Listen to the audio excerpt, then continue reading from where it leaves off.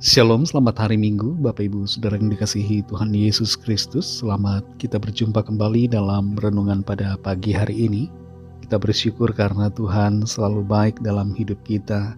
Dia tidak pernah tinggalkan, kasih-Nya tetap, panggilannya tidak pernah Tuhan tarik.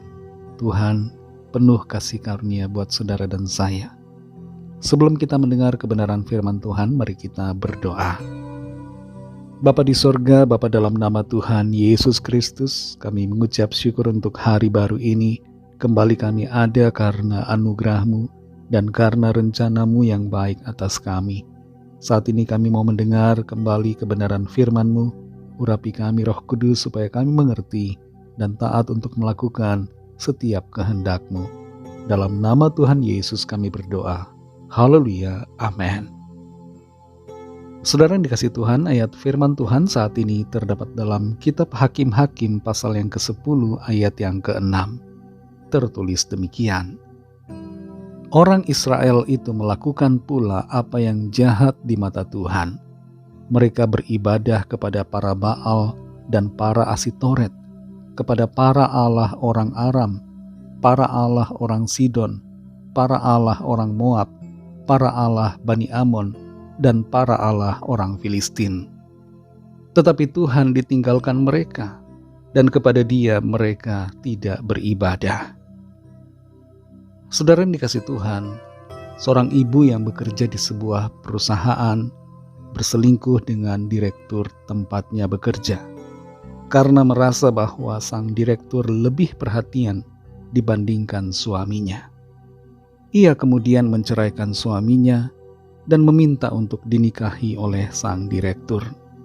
Tapi ternyata direktur itu menolak dan mengatakan tidak bisa karena sudah punya istri dan anak-anak. Ibu ini pun malu, berhenti dari pekerjaannya dan menjadi terlunta-lunta. Kita sudah tahu apa itu perselingkuhan, dan umumnya kita berpegang pada prinsip untuk setia pada pasangan. Adalah hal yang baik untuk setia dan tidak berselingkuh. Nah, bagaimana hubungan kita dengan Tuhan? Apakah kita berselingkuh dari Tuhan? Adakah kita berselingkuh secara rohani? Dalam Hakim-Hakim 10 ayat 6 ini tertulis, orang Israel itu melakukan pula apa yang jahat di mata Tuhan. Mereka beribadah kepada para Baal dan para Asitoret, kepada para allah orang Aram, para allah orang Sidon, para allah orang Moab, para allah Bani Amon, dan para allah orang Filistin. Tetapi Tuhan ditinggalkan mereka, dan kepada Dia mereka tidak beribadah. Sangat luar biasa perselingkuhan rohani yang dilakukan oleh bangsa Israel pada waktu itu.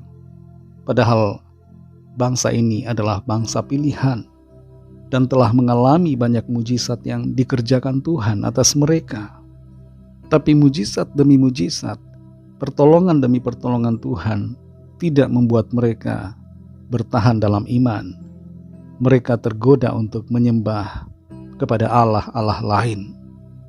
Bukan hanya satu Allah, mereka menyembah kepada 7 allah yang disembah oleh bangsa-bangsa di sekitar mereka. Disebutkan di sini adalah Baal, Asitoret, allah orang Aram, Allah orang Sidon, Allah orang Moab, Allah Bani Amon, dan Allah orang Filistin. Mereka menyembah dewa-dewa asing, Allah-Allah asing yang mereka sebenarnya tidak kenal. Dan anehnya mereka meninggalkan Tuhan yang telah mereka kenal, yang selama ini telah menolong mereka. Mereka bahkan tidak sama sekali menyembah kepada Tuhan. Mereka tidak beribadah kepada Tuhan. Mereka meninggalkan dan menjadikan Tuhan sebagai ban serep saja. Dalam kehidupan sekarang ini, mungkin kita tidak menyembah secara lahiriah kepada allah-allah asing. Kita masih tetap rajin beribadah kepada Tuhan, masih melakukan tugas pelayanan. Tapi benarkah sungguh-sungguh hati kita hanya berpaut kepada Tuhan? Ada beberapa hal dalam kehidupan kita yang bisa menjadi sesembahan kita. yang menggantikan Tuhan Yesus dalam kehidupan kita. Di antaranya adalah mamon atau kekayaan. Yang kedua adalah ambisi, karir. Kita mengejar jabatan hingga kita meninggalkan Tuhan. Yang ketiga adalah kesenangan dosa. Kita mengejar kepuasan pribadi, hawa nafsu. Dan ada banyak hal lain yang bisa mengganggu hubungan kita dengan Tuhan. Segala sesuatu yang membuat kita mengabaikan Tuhan, menolak Dia, atau mengesampingkan Tuhan Yesus demi hal-hal yang kita utamakan, itu adalah perselingkuhan. Mari saudara yang dikasihi Tuhan, jangan kita melakukan perselingkuhan rohani. Biarlah Tuhan Yesus tetap di hati dan kita setia sampai selamanya mengasihi Tuhan. Mari kita berdoa. Terima kasih Tuhan Yesus, kami mengucap syukur untuk firman-Mu yang sudah kami dengar. Firman-Mu yang kembali mengingatkan kami untuk hidup sungguh-sungguh mengasihi-Mu, tidak berselingkuh secara rohani, mengutamakan Engkau selalu, dan setia kepada-Mu sampai akhir hidup kami. Engkau tahu isi hati kami.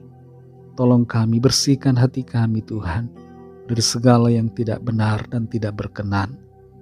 Pimpin kami sepanjang hari ini dalam segala tugas aktivitas kami, dalam pelayanan dan dalam segala hal.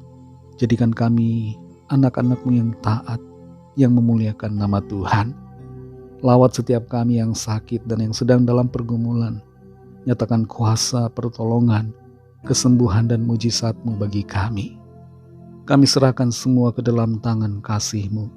Dalam nama Tuhan Yesus Kristus, kami sudah berdoa dan mengucap syukur. Haleluya. Mari sama-sama kita berdoa, doa Bapa kami. Bapa kami yang di sorga, dikuduskanlah nama-Mu, datanglah kerajaan-Mu, jadilah kehendak-Mu di bumi seperti di sorga. Berikanlah kami pada hari ini makanan kami yang secukupnya, dan ampunilah kami akan kesalahan kami, seperti kami juga mengampuni orang yang bersalah kepada kami. Dan janganlah membawa kami ke dalam pencobaan, tetapi lepaskanlah kami daripada yang jahat, karena Engkaulah yang mempunyai kerajaan, dan kuasa dan kemuliaan, sampai selama-lamanya. Amin. Terimalah berkat Tuhan. Tuhan memberkati engkau dan melindungi engkau. Tuhan menyinari engkau dengan wajah-Nya dan memberikan kasih karunia. Tuhan menghadapkan wajah-Nya kepadamu dan memberikan damai sejahtera. Berkat anugerah Allah Bapa, kasih karunia dari Tuhan Yesus Kristus, dalam persekutuan dengan Roh Kudus, menyertai kita semua sekarang ini dan sampai Maranatha Tuhan Yesus datang kembali, dan bahkan sampai selama-lamanya. Dalam berkat nama Tuhan Yesus Kristus. Haleluya. Amin. Puji Tuhan, saudara yang dikasihi Tuhan. Saya percaya firman Tuhan menjadi berkat dan kekuatan buat saudara semua. Dan Roh Kudus akan menolong saudara untuk lebih lagi memahami kebenaran firman Tuhan dan hidup selalu dalam kemenangan. Tuhan Yesus memberkati saudara semua. Sampai jumpa dalam renungan yang berikutnya. Haleluya.